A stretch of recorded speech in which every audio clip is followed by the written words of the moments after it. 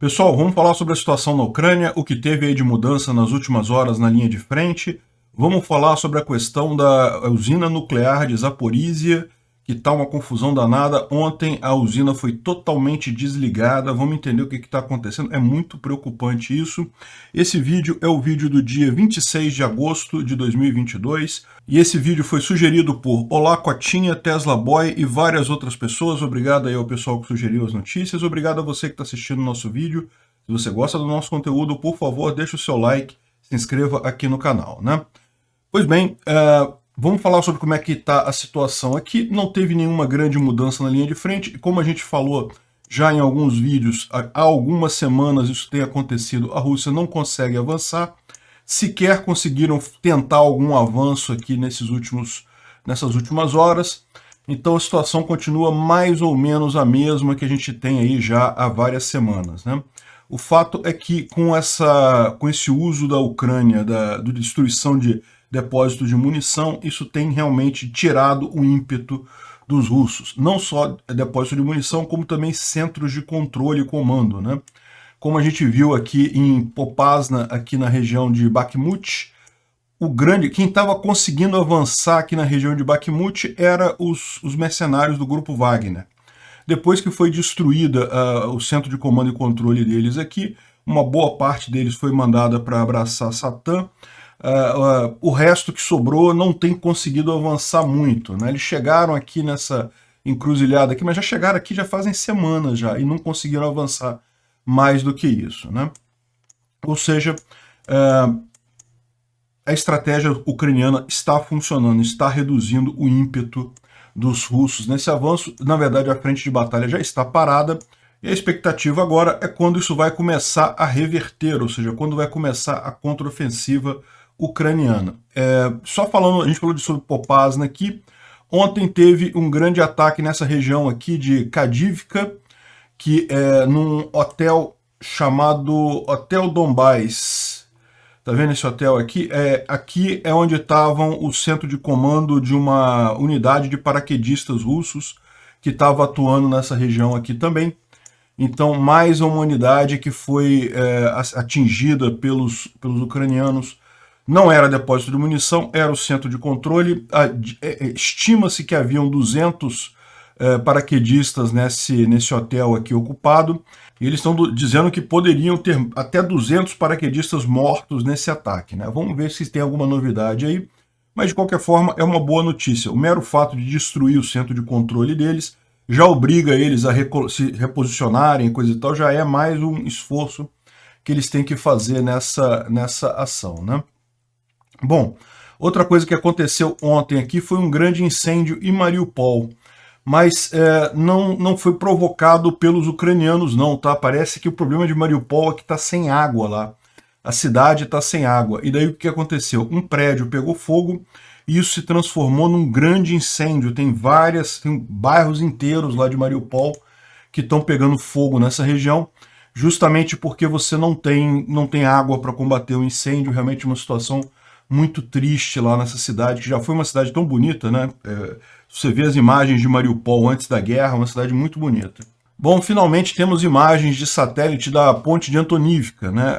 Já há vários dias que a gente menciona que os ucranianos têm atingido a ponte, coisa e tal, para evitar, os russos ainda estão conseguindo usar ela para transportar algumas coisas, apesar de que caminhões muito pesados dificilmente conseguiriam passar, mas carros mais leves e coisa e tal. De qualquer forma, a gente tem imagens aqui da ponte nos dias 21, então repara que ainda estava passando com certa facilidade aqui nessa região. É aquela situação que a gente mencionou, né? Os ucranianos eles destruíram uma boa parte aqui, inclusive cabos de tensionamento estruturais que são muito importantes foram rompidos com o ataque, mas aparentemente os russos botaram uma camada de asfalto ali para tampar os buracos e estavam usando isso daí direto à ponte, deixando só esse lado de cá que está mais avariado sem uso, né? Aí a foto seguinte é do dia 24 de agosto. Então dá para ver que já teve mais coisa atingida aqui. Eles fizeram uma série de tiros nessa região aqui, tá vendo? Parece realmente que novas crateras por aqui, né? a imagem do satélite não é assim perfeita, mas é o que temos. E isso daqui agora é no dia 25. Então dá para ver que tem mais aqui, mais buracos ainda. Porém, dá para imaginar que ainda dá para passar um caminhão nesse trecho aqui, né? Pode ser que eles ainda estejam usando a ponte nesse sentido, mas dá para ver que falta muito pouco para se tornar totalmente intransitável a ponte de Antonívica lá em Kherson, né? Lembra, essa ponte é a ponte usada aqui na cidade de Kherson. A ideia justamente dos ucranianos é impedir que os russos continuem abastecendo essa área aqui ao norte e a oeste do rio de Dnipro, e com isso essas tropas aqui vão ter mais dificuldade de logística. Não é impossível, eles podem usar barcaça, podem usar o aeroporto, tem um aeroporto aqui, aliás tem mais de um aeroporto aqui, mas fica mais difícil, fica mais complicado para os russos, né? Aliás, hoje cedo também teve grandes explosões em Kherson, mas a gente ainda não tem informações exatamente do que teria sido atingido nessas explosões. Pelo que está indicando aqui, seriam explosões em Chornobaivka, que é onde tem o aeroporto aqui, e novamente próximo à ponte de Antonívica. Então pode ser que essa visão da ponte aqui já esteja um pouco pior neste momento que a gente está falando. A gente só não tem imagens disso daí, né? Mas é interessante porque, lembra, nas primeiras vezes que os ucranianos atingiram essa ponte, os próprios russos começavam a filmar, olha que absurdo, os ucranianos atingiram a ponte, e aí a gente tinha informação de como é que estava o estado da ponte, né? Só que os russos perceberam que eles estavam ajudando os ucranianos com essas filmagens e pararam de filmar. Mas agora a gente tem esse outro caminho, que é através da imagem de satélite de alta... isso aqui, cara, isso aqui é pequenininho, para o satélite ver lá da alta atmosfera realmente é impressionante.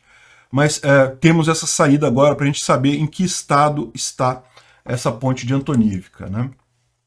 E bom, o grande evento mais preocupante de ontem foi justamente a desconexão completa da usina de Zaporizhia, né? A usina nuclear de Zaporizhia.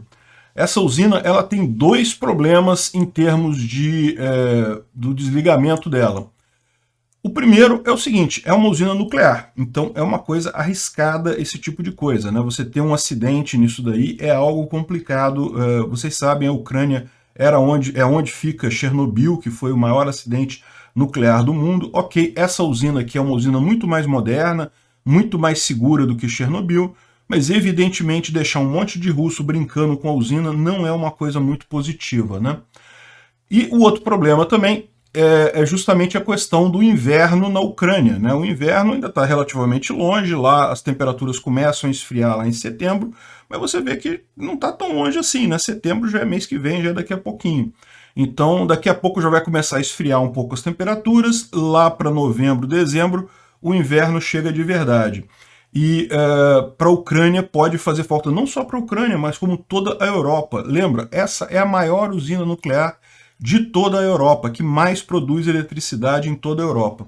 Então, os russos desligaram ela totalmente, existe a expectativa deles religarem ela na rede russa de energia, mas parece que isso ainda não está sendo feito, tá? Parece que por hora eles só estão mesmo desligando a usina, né? Então eles falam aqui que, o Phil Stewart fala aqui que os últimos 2 reatores da usina de Zaporizhia foram desconectados da grade elétrica da Ucrânia na quinta-feira, depois de fogos próximos às linhas de transmissão, né? Então foi o que eles falaram ali, e segundo diz aqui essa reportagem, a usina foi ligada novamente na rede da Ucrânia, não está ligada na rede da Rússia, mas os reatores continuam parados. Por que é importante dela ter sido ligada na rede da Ucrânia? Porque, você sabe, a usina nuclear, se ela não está produzindo energia elétrica, ela consome energia elétrica, ela precisa de energia elétrica para manter o resfriamento do núcleo, manter o resfriamento do material atômico. Então é muito importante o fato dela estar ligada na rede ucraniana, porque isso garante que ela não vai ter problemas, né? Não vai ter problema radioativo lá. De qualquer forma, o fato dela não funcionar é uma coisa que preocupa em mais longo prazo pela questão do inverno, não só na Ucrânia, mas em toda a Europa. É menos uma grande fonte de energia elétrica aí na Europa, né? E o Macron avisou hoje que a Autoridade Atômica Internacional lá da ONU, né, ela IAEA, que é o nome formal dela aí, ela recebeu garantias de segurança da Rússia e da Ucrânia. Então a França vai mandar uma missão de observação lá da usina para ver se está tudo certo, como é que está a situação lá, porque realmente é uma coisa complicada. É lógico, tem pessoas ucranianos que trabalhavam na usina que estão sendo mantidos prisioneiros lá pelos russos para forçar eles a continuar trabalhando na usina. É uma situação muito delicada, né? Uma situação de guerra, realmente uma coisa absurda isso daí. A ONU quer fazer uma área demilitarizada próximo da usina, ou seja, a ONU tomaria conta da usina até acabar a guerra e coisa e tal, mas evidentemente a Rússia não quer, né? Então, pelo menos a França vai mandar essa missão para avaliar como é que está a situação, o que está acontecendo lá. É um passo no sentido positivo, tomara que esse problema todo se resolva aí, né? Bom, o bate-papo do Alexei Arestovich ontem estava muito interessante, ele colocou algumas informações aqui que a gente não sabia. Parece que a Rússia tentou atingir um trem de carga. Lembra do caso de Chaplin, que a gente falou ontem? Chaplin fica logo aqui, ó. Essa cidadezinha aqui foi onde foi bombardeado aquele trem de passageiros, né? E mataram 25 pessoas, uma tragédia, né? Típico de russo isso. Mas segundo Arestovich, a Rússia tentou atingir um trem militar que passou naquela estação antes, só que devido à estupidez e falta de responsabilidade, acabaram atingindo a população civil, atingindo um trem de passageiro, né? Realmente, essa não é a primeira vez, infelizmente não será a última desse evento. A Ucrânia toma muito mais cuidado com isso, a gente tem visto isso, né? Tanto que a Ucrânia ela já tinha mísseis que poderiam atingir esses depósitos de munição russos, mas ela evitava usar isso justamente porque eram mísseis com pouca precisão, com pouca capacidade de atingir o lugar certo. Só quando chegaram os HIMARS, que permitiam atingir a coisa com 2 metros de precisão, aí que a Ucrânia começou a atingir esses depósitos russos de munição, né? E segundo eles, a Ucrânia retaliou esse ataque ao trem atingindo um depósito de combustível próximo de Popasna e também um posto de comando próximo a Kherson de ontem para hoje, né? Mas ainda vai ter mais retaliação, segundo ele, a esse trem lá em Chaplin, né? E o total de alvos atingidos entre junho e o final de agosto, ou seja, julho e agosto inteiro, tem um monte de coisas aqui que foram atingidas por esses ataques ucranianos, né? Eles falaram que sobre a captura de Blahodatne, a gente falou sobre isso também lá atrás. Blahodatne fica aqui perto de Kherson, está aqui essa cidade. É uma cidade pequena, pegaram só um pedaço dela, mas não conseguiram avançar mais do que isso, né? Uma coisa curiosa, eles estavam falando que havia uma ofensiva planejada para o dia 10 de agosto da Rússia. A Rússia ia tentar avançar em Kherson em direção a Mykolaiv, né? Aqui, Mykolaiv fica essa cidade por aqui. A Rússia ia tentar avançar aqui no dia 10 de agosto, mas devido aos ataques na Crimeia, eles perderam o suporte aéreo e com isso tiveram que adiar essa ofensiva na região de Kherson, né? Ou seja, mostra que a Ucrânia estava muito por dentro do que estava acontecendo ali e que aquele ataque lá na Crimeia teve um propósito muito definido, né? Bom, fala um pouco sobre a questão ali dos reatores nucleares, isso aqui a gente já falou, e também falou sobre o adiamento do julgamento show lá do pessoal de Azov, que a gente falou ontem, que foi adiado, mas eles ainda pretendem fazer, só adiaram por enquanto, mas estão querendo principalmente desescalar, estão querendo negociar paz. Normal, todo mundo está sabendo disso, evidentemente, né? Os russos não têm outra alternativa que não seja negociar um acordo de paz nesse momento, ou isso ou perder a guerra. Eu prefiro que eles percam a guerra. Enfim, uma outra coisa importante que ele colocou é que naquele grande pacote de armas que os Estados Unidos mandou para a Ucrânia, já né, aquele pacote de 3 bilhões de dólares, que é o primeiro pacote do Land-Lease, existem 3 posições escondidas, ou seja, depois do último encontro entre Estados Unidos e os ministros de defesa de vários países que estão apoiando a Ucrânia, eles decidiram ser mais cuidadosos na hora de avisar que armas que estão vindo. Então, tá vindo arma por aí que ninguém sabe o que é nesse pacote que está chegando agora na Ucrânia, né? Bom, uma coisa que tanto o Arestovich falou, como o Instituto para o Estudo da Guerra também mencionou, foi o anúncio pelo Putin de um decreto para aumentar o tamanho da força militar russa a partir de 2023. Né? O que os russos estão falando? Eles estão falando que vão contratar mais 137 mil pessoas militares para o exército russo. Isso vai aumentar a quantidade de pessoas no exército russo para até 2 milhões de pessoas, né? Sendo 1.150.000 aproximadamente militares e o restante de servidores civis. Né? Então, provavelmente que ele está fazendo isso. Lembra, isso aqui não é uma coisa como para mobilização imediata, isso daí é o aumento do tamanho do exército de forma genérica. Isso daí pode significar 2 coisas. Primeiro, que ele espera uma guerra muito longa, que vai durar muitos anos, e, portanto, está fazendo um planejamento de aumentar o tamanho do exército para esses anos todos. É uma possibilidade, mas a outra possibilidade, que eu acho muito mais razoável, é que a Rússia teve muitas perdas na Ucrânia, e isso acabou desguarnecendo o exército russo em outros lugares, em outras regiões da Rússia. Isso é uma coisa preocupante para eles. Eles não querem abrir a quantidade de pessoas mortas e feridas na Ucrânia, né, por questão de manter uma boa imagem. Então eles falaram que vão aumentar o tamanho do exército para eles poderem contratar gente, mas na verdade eles estão só repondo o pessoal que acabou sendo morto na Ucrânia. Né? 137 mil pessoas, a estimativa que a gente já mostrou aqui, algumas estimativas, chegam a 90 mil pessoas que já mortas, soldados russos, mortos ou totalmente incapacitados.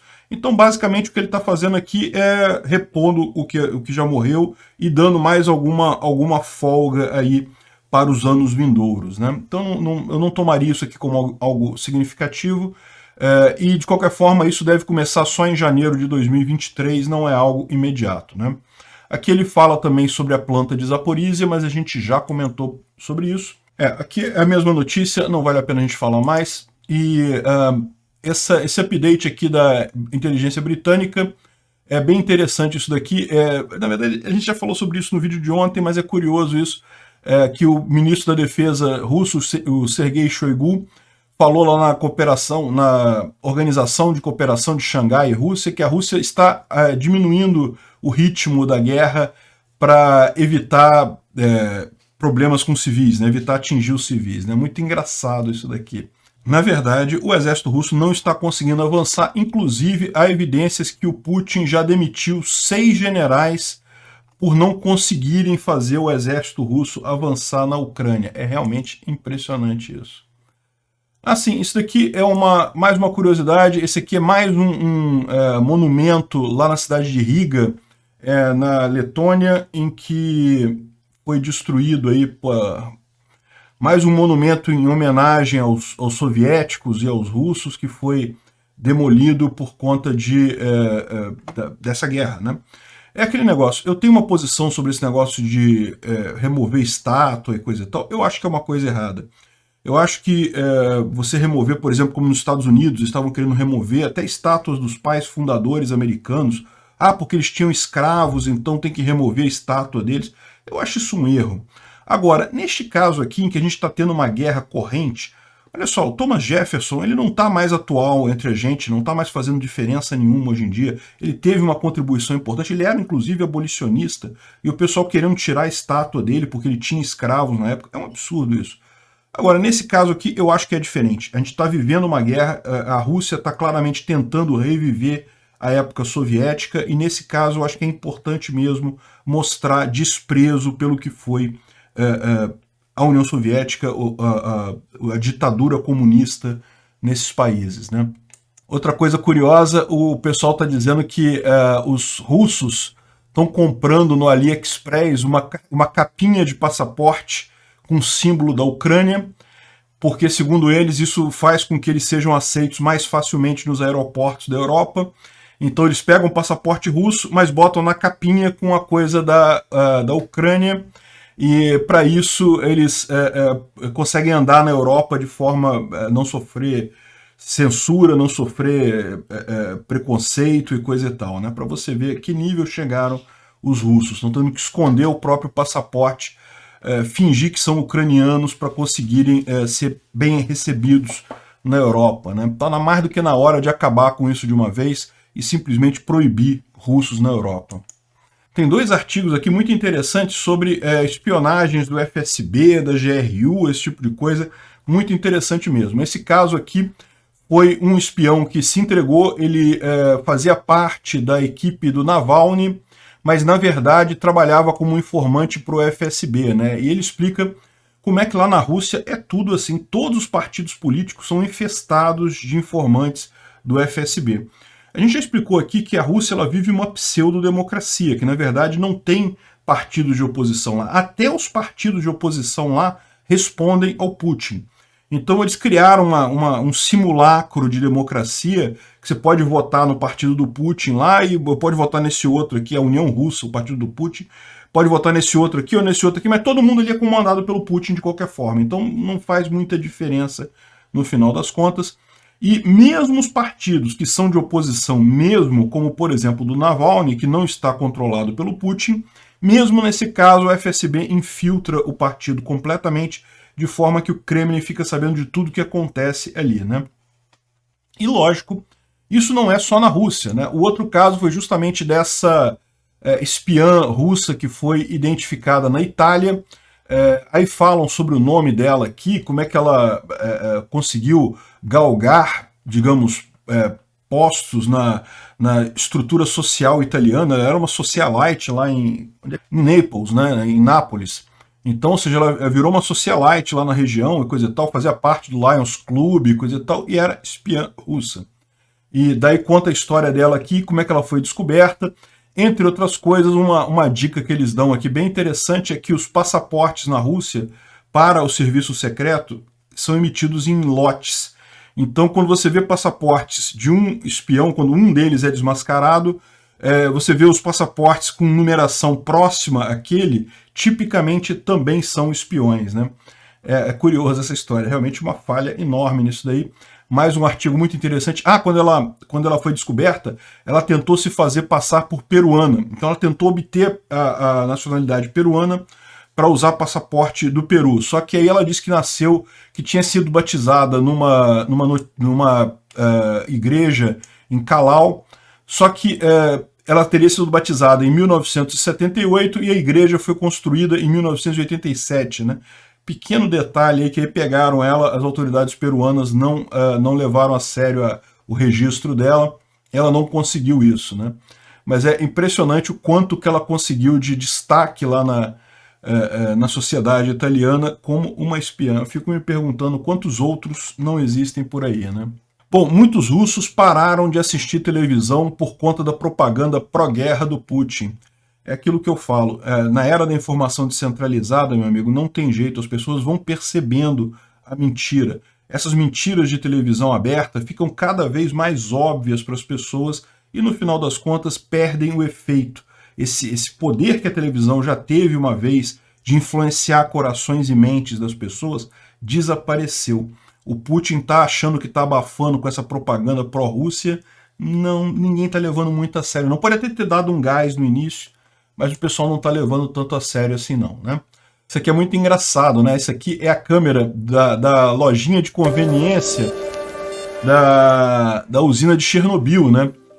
Então, você lembra que Chernobyl, durante um bom tempo, né, no início da guerra, no início da ocupação russa, ela ficou controlada pelos russos, né? E os russos desligaram todos os sistemas de segurança e coisa e tal, mas esqueceram de desligar de uma lojinha que tinha ali próximo de Chernobyl, uma lojinha de conveniência que era usada pelo pessoal que trabalha ali, né? Porque fica uma equipe lá em Chernobyl para tomar conta da usina.